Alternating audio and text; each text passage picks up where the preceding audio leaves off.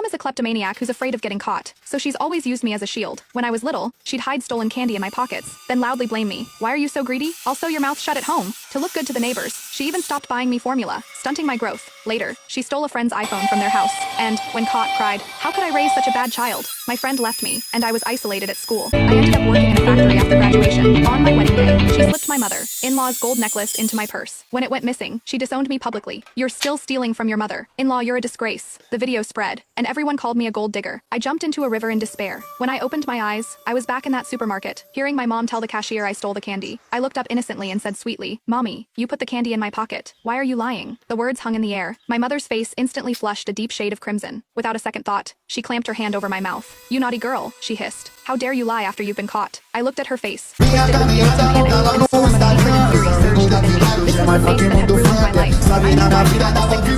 Growing up, she was convinced my grandparents favored her younger sister, my aunt, giving her all the things that should have been hers. But I remembered clearly, my aunt wore my mother's old clothes and played with her old toys. Despite the reality, this false sense of deprivation clung to her like a toxic vine for her entire life. After she got married, she started shopping compulsively, racking up crippling credit card debt. When my father left, it only got worse. Stealing was the only way she could feel that pathetic, twisted thrill of getting something for nothing. I used to feel sorry for her. I naively believed that if I just grew up, made money, and gave her the best of everything, I could cure her. I was wrong. Every time she was caught, she threw me in front of her as a human shield, without a moment's hesitation. From a few scallions at the market to my mother-in-law's gold necklace at my wedding, she built her own innocence on the ruins of my reputation and my life. I was condemned by everyone, branded a gold digger, and scorned by the world until I finally threw myself into the cold, dark river. This time, I would not be her scapegoat. I couldn't save her, but I had to save myself. The memory faded, and the stares of the people around the checkout counter felt like needles on my skin. I pried her hand from my mouth, and, with all the strength my small body could muster, I shouted in my most childlike voice. "My teacher at daycare said we can't touch anything in the supermarket. We have to wait for the cashier lady to go beep, and for mommy and daddy to pay the money. Otherwise,